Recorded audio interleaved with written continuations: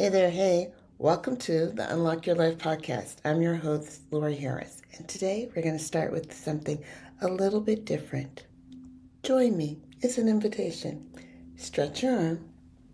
Okay, go as far as you can go. Stretch, stretch, stretch. Now hold it. Now go a little bit further. Isn't that interesting? When you thought you couldn't go any further, there was a little bit more available to you, a little more stretch. And this is what this episode is all about. I want you to remember that when you think you've done all you can do, there's a little bit stretch, a little bit more available to you. We stop oftentimes right at the edge of what feels comfortable, not because we can't go any further, but we don't go any further. And it's often because of fear of hearing one little word, no. Now, fear of the word no is actually not protecting you. It is keeping your life small. It's shrinking you. People with the fullest lives are the ones who are not avoiding rejection. They're the ones who have learned to tolerate it. They're the ones who have decided what it will mean and what it won't. So today we're going to be talking about collecting no's as a practice, not as failure, but as an opportunity to have more life, more fun, more adventure. Be more willing to risk a no in order to have more yeses, to make more yeses available and possible for you. Why do we avoid no? And what is it really costing us? Our wiring. Our nervous systems and brains are wired to avoid rejection because we read no as danger. We read risk as life-threatening, but it's not actually danger to our nervous system. But we continue to operate as though it is, so we protect ourselves. We don't ask, we don't pitch, we don't share our ideas, and the cost of that is keeping us in a tiny, tiny container. There's more life available to us, and there's a part of us that knows that, but we won't allow ourselves to confront it, to explore it. And so it keeps us comfortable in the short term, but in the long term, it leaves us with a smaller life. It shrinks our long-term accomplishments and goals and exploration and sense of adventure. So researchers have found a concept called psychological flexibility, and that's the willingness to experiment and experience discomfort while moving towards something that we care about. And these people who are willing to make the move, they experience greater life satisfaction, greater meaning, and more well-being. When you stop organizing your life around avoiding discomfort, you make available to you more joy. You access the possibility of more happiness. When you organize around avoiding no, then your world can get really small and really tiny. But when you're willing, you can have all kinds of adventures. Adventure becomes available to you. It wasn't long ago I was at LAX in the airport in the terminal, and I saw a group of 17 girls and their chaperones. And these girls were so excited. They were literally bouncing off the walls. The joy was palpable. And I asked them, "Where y'all going?" And they all said in unison, "Greece! We're going to Greece." And they were so excited. They had earned it. And how had they earned it? By selling almost 6,000 boxes of Girl Scout cookies. Now, I was so excited, not just because they were going to get to go on this fantastic trip, but because of what I knew it represented. For every box sold, on the other side of those boxes were no's. For every time they sold a box, there were several people who told them, no, no thank you, I'm on a diet, I'm not interested. No, no, no, not today. I already bought some. I just don't want any of your cookies. And there's a lesson in that. They don't get to go to Greece by avoiding no. They don't get to go to Greece by avoiding rejection. They get to go to Greece because they're willing to face it. They're willing to hear it. They're willing to hear no. They are part of a larger organization. When those 17 girls sold 6,000 boxes of Girl Scout cookies, they're not just doing it for themselves, they're doing it for their local Girl Scout community. Did you know that Girl Scout cookie sales represent almost $1 billion in revenue? And 60 to 75% of the money earned from Girl Scout cookie sales stays in the local community. It helps them with Girl Scout camp, programming, and all kinds of trips, including the one that they're on. This system works because these girls learn early. In order to have yes, you gotta be willing to take the no. And somehow, as adults, we forget this. And we start going toward safety or hoveling into safety and sticking with what's familiar and what's known to us. Fear of no shrinks us, and it shrinks our ability to engage in self-expression. It shows up as silence, hesitation, procrastination. I'll do it, but I'll just do it later. Maybe next time, or I'll start on Monday, or I'll start next year.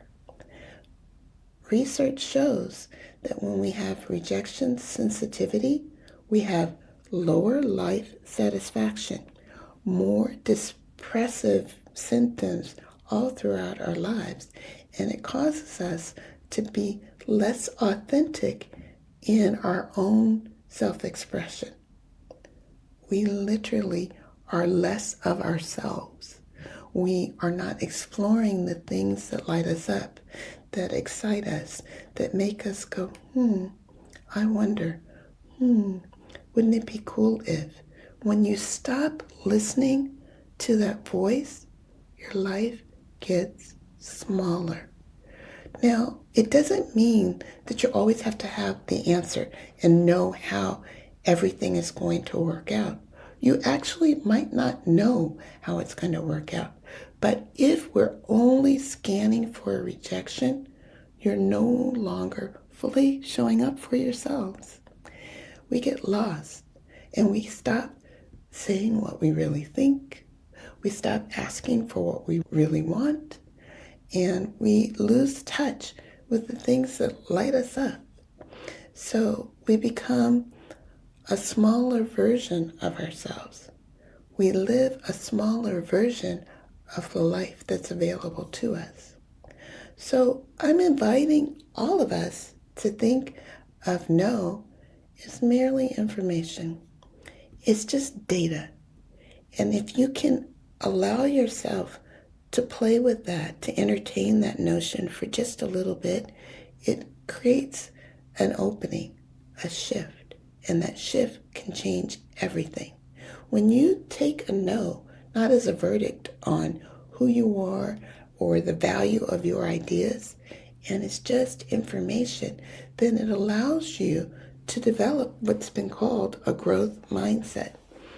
Growth mindset research says that people who see failure or no's or setbacks as merely information and not their identity or an indictment on their worth, these people are more persistent and they actually start seeking out challenges. They decide what this no actually means or merely what it could mean. Maybe it's not I'm being rejected. Maybe it's just this didn't work right now. This is not a right fit. This is not the right time. Or this is not the right approach. When you can see no's or failures as it just didn't work this way, it's an invitation to try another way, try another approach.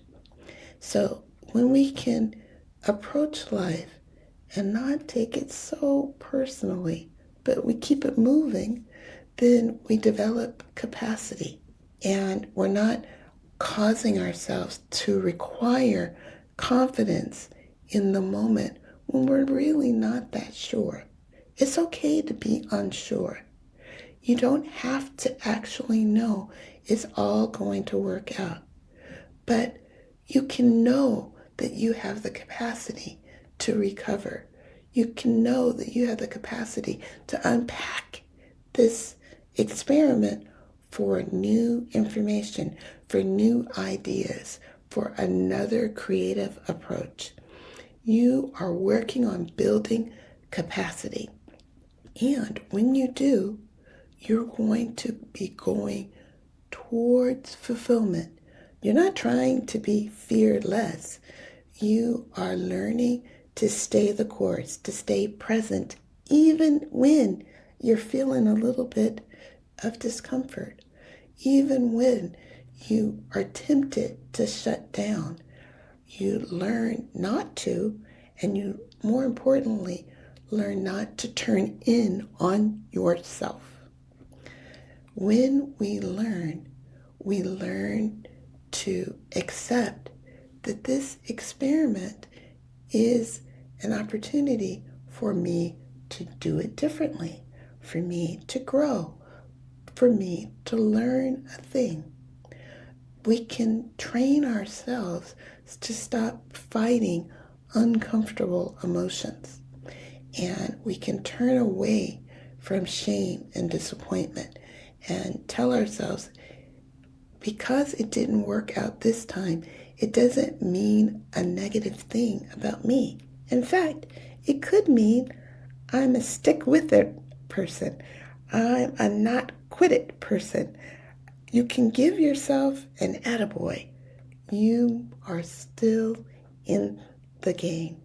You're still in the arena.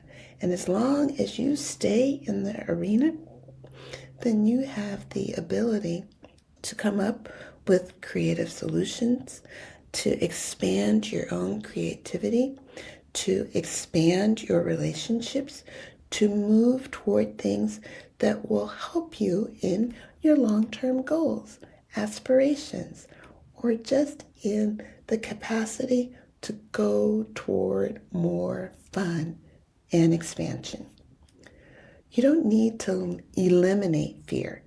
It's just a matter of being able to carry it with you, to manage it, to move even though you're experiencing a little fear. You need to become someone who can keep it with you without letting it take over you.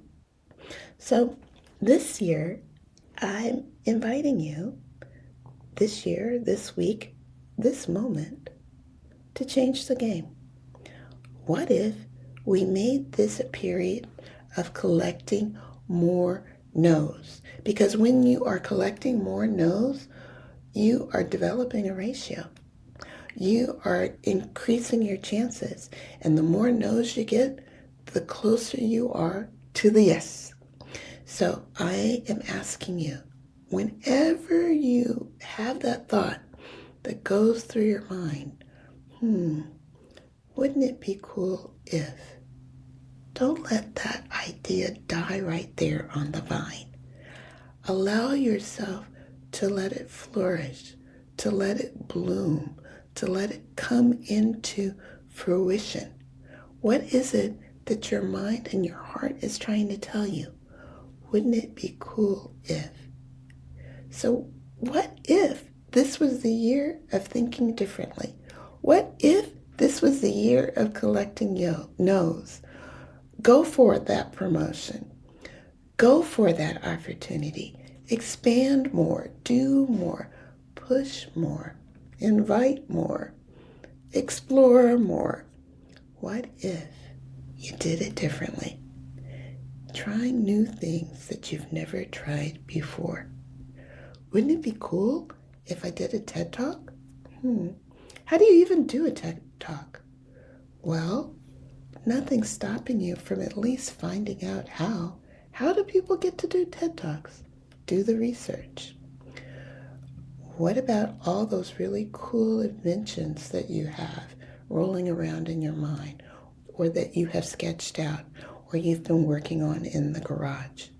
What if you filed for the patent? What if you funded its creation, or you found someone else to partner with you and found funding? Will require you to pitch, to get out there, to start the business. What if you went on Shark Tank? Wouldn't it be cool to be on Shark Tank? Fun lives on the other side of our discomfort. It's not in the I got funded on Shark Tank. It's all the many things you will learn in the process of going toward the thing that lights you up. Don't put so much weight on it has to work. I have to be successful. Be willing to be the woman, to be the person, to be the guy who tries, the one who's in the arena. Sometimes discomfort's gonna sound like no, but on the other side, it's gonna be a yes. So, remember that stretch we did at the beginning of the episode? I'm inviting you to go back and stretch. And remember, when you think you've done all you can do, there's always a little bit more. You can always stretch a little bit further. That extra inch that you found inside of yourself didn't come from fear. It came from a willingness just to try. Try. Go into the stretch.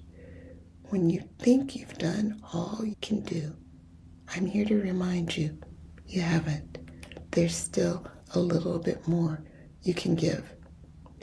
The Girl Scouts, my 17-year-old Grecian goddesses, they didn't go further because they were fearless. They got further and went farther because they were willing. And this is the invitation to you. Let this be the year you collect more no's.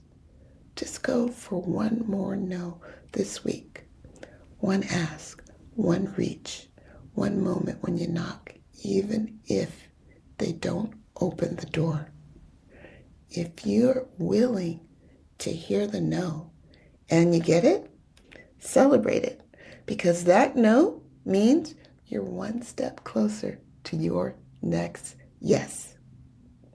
Thank you for listening to this episode of the Unlock Your Life podcast. It's been my absolute pleasure to be with you. And if you're wondering, how would I even get started? How would I even start with discovering where are the no's for me to explore? I have these little sessions I offer a couple of times a month to people who are willing to take that first step.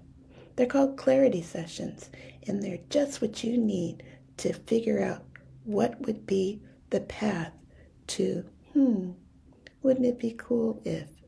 Joining with me and having a session will help you to remember the things that you might have put way back on the burner that you'd long forgotten about. But when you stop and tell yourself the truth, wouldn't it be cool if? you got some wouldn't have be cool ifs in your breast pocket. I'd love to help you explore it. Go to my website, that's LoriAHarris.com, and there you can find a link to my calendar and plug yourself right on in there and get your first step. I have had so many people who, from taking that first step, are living wide, beautiful, expansive lives that they could not have imagined before taking that step. The invitation is here for you. Remember, it's your time to shine, and you're ready for the next step. I'll see you next week.